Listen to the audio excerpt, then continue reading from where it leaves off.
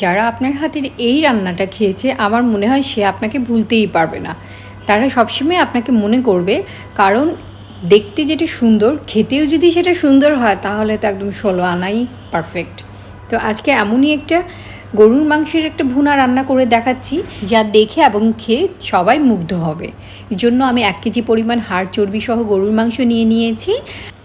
একটি হাঁড়িতে প্রথমে আমি 1/2 কাপ পরিমাণ সর্ষের তেল নিয়ে নিয়েছি আর নিচ্ছি গরম মশলা। এখানে গরম মশলা হচ্ছে লবঙ্গ, এলাচ, দারুচিনি, তেজপাতা। এই সামান্য কিছু গরম মশলা দিয়ে অসাধারণ স্বাদের তরকারিটা আজকে আমি রান্না করব। 2 কাপ পরিমাণ পেঁয়াজ কুচি নিয়ে নিয়েছি, একটু মোটা করে কাটা।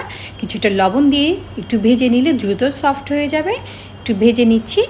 রসুন দিয়ে দিলাম একটা আস্ত, আর আদা বাটা দিয়ে দিয়েছি 1 টেবিল চামচ পরিমাণ। লাল মরিচের গুঁড়া 1.5 টেবিল চামচ পরিমাণ দিয়েছি, 1.5 চা চামচ পরিমাণ। হলুদ এবং ধনে জিরা সবই 1 চা চামচ করে দিয়ে দিয়েছি। আগে কিছুটা লবণ ছিল, এবার বাকি লবণটুকু দিয়ে এখানে একটু নেড়েচেড়ে মিক্স করে নিচ্ছি।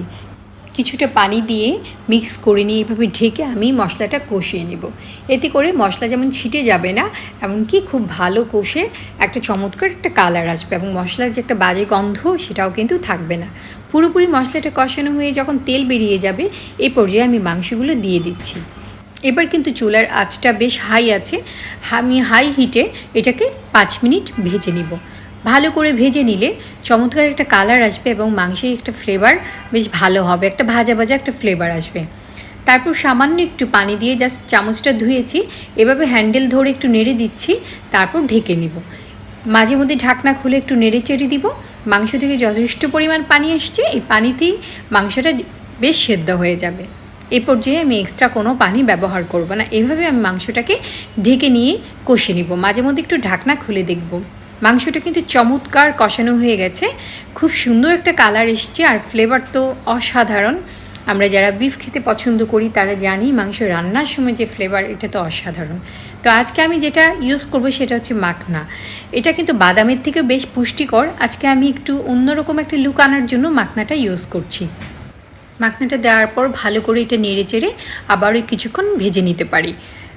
মাংসটা যত ধৈর্য সহকারে ভাজা হবে, রান্নাটা তত বেশি টেস্টি হবে। আগে থেকে করে রাখা গরম পানি দিয়ে দিয়েছি। এটা কতটুকু ঝোল রাখবো সেটার উপর ডিপেন্ড করে। মাংস কিন্তু অলরেডি প্রায় 70 থেকে 80% সেদ্ধ হয়েই আছে।